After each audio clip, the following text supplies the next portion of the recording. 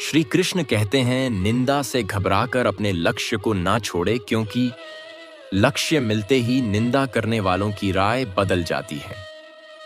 उजालों में मिल ही जाएगा कोई ना कोई तलाश, उसकी करो जो अंधेरों में भी साथ दें। श्री कृष्ण कहते हैं, कभी कभी इंसान ना टूटता है ना बिखरता है, बस हार जाता है। कभी खुद से, कभी किस्मत से, तो कभी अपनों से। चेहरे की हंसी से गम को भुला दो, खुद ना रूठो पर सबको हंसा दो। यही राज है जिंदगी का, जियो और जीना सिखा दो।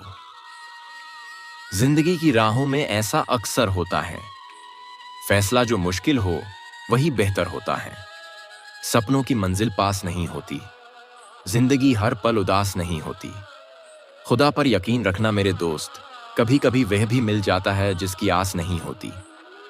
इतना मत बोलिए कि लोग चुप होने का इंतजार करें, बल्कि इतना बोलकर चुप हो जाइए कि लोग दोबारा बोलने का इंतजार करें। गीता में लिखा है, अगर आपको कोई अच्छा लगता है तो अच्छा वो नहीं, बल्कि अच्छे आप हो, क्योंकि उसमें अच्छाई देखने वाली नजर आपके पास है।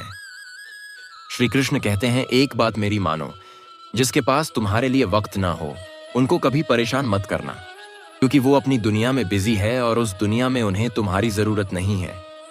लक्ष्मी अगर मेहनत से मिलती तो मजदूरों के पास क्यों नहीं, बुद्धि से मिलती तो चालाक और चतुरों के पास क्यों नहीं, ताकत से मिलती तो पहलवानों के पास क्यों नहीं। जिंदगी में अच्छी संतान, संपत्ति और सफलता पुण्य से मिलती है।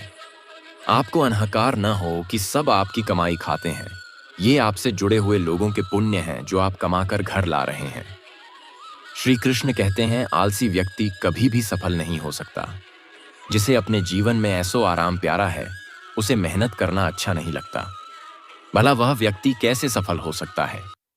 इसलिए अगर आपको कोई काम करना चाहते हैं तो अभी से आलस्य त्याग दीजिए।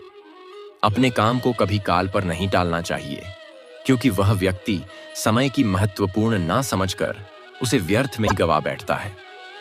अंत में उसके पास कुछ करने के लिए समय नहीं बचता। किसी भी व्यक्ति के अपने जीवन में सफल ना होने के सबसे मुख्य कारण होते हैं खुद पर भरोसा ना होना। जीवन में वही व्यक्ति सफल होता है जिसे खुद पर भरोसा हो। जिस व्यक्ति को खुद पर भरोसा नहीं है, वह कभी भी सफल नहीं हो सकता। एक बार दानवीर कर्ण ने भगवान श्री कृष्ण से अपनी व्यथा सुनाई और कहा कि हे प्रभु, जब मैं पैदा हुआ तब मेरी मां ने मुझे त्याग दिया। इसमें मेरा क्या अपराध था। द्रोणाचार्य ने मुझे शिक्षा देने से मना कर दिया, क्योंकि वह मुझे क्षत्रिय नहीं मानते थे। इसमें भी मेरा क्या अपराध। और द्रौपदी के स्वयंवर में मुझे अपमानित किया गया, क्योंकि महाराज परिवार का हिस्सा नहीं हूं।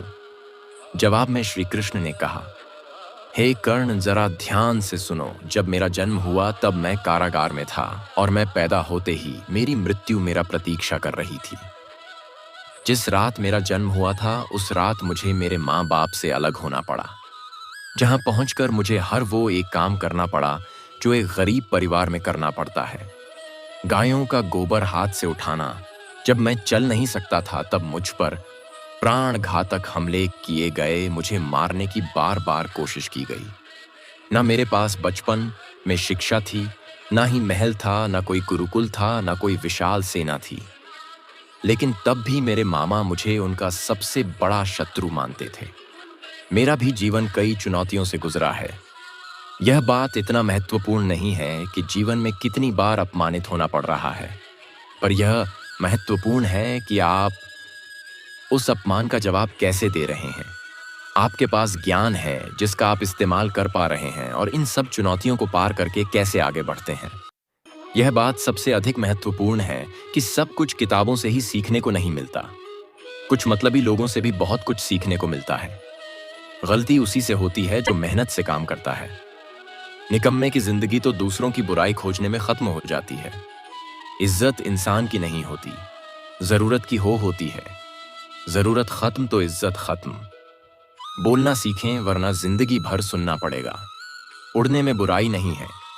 आप भी उड़े, पर उतना ही उड़े जहां से जमीन साफ दिखाई देती है। सिर्फ वो लोग आपकी परवाह करते हैं जो आपको तब भी सुन सकते हैं जब आप चुप होते हैं। चिंता उतनी करिए जितने में काम हो जाए, उतना नहीं कि जिंदगी तमाम हो जाए। आप अपने शब्दों को चाहे जितनी भी समझदारी से बोलिए, लेकिन सुनने वाला अपनी योग्यता और अपने मन के विचारों के अनुसार उसका मतलब निकालता है। यकीन करो, जो तुम्हें भूल चुका है करेगा, बस उसके मतलब के दिन आने दो। कहानी जिंदगी की यही है कि इसमें मनचाहा किरदार नहीं मिलता। जिंदगी तो अपने दम पर ही जी जाती है, दूसरों के कंधों पर तो सिर्फ जनाजे उठाए जाते हैं। आपकी मुस्कान आपके चेहरे पर भगवान के हस्ताक्षर है, उसे अपने आंसुओं से धुले या क्रोध से। कोई भी व्यक्ति हमारा मित्र या शत्रु बनकर संसार में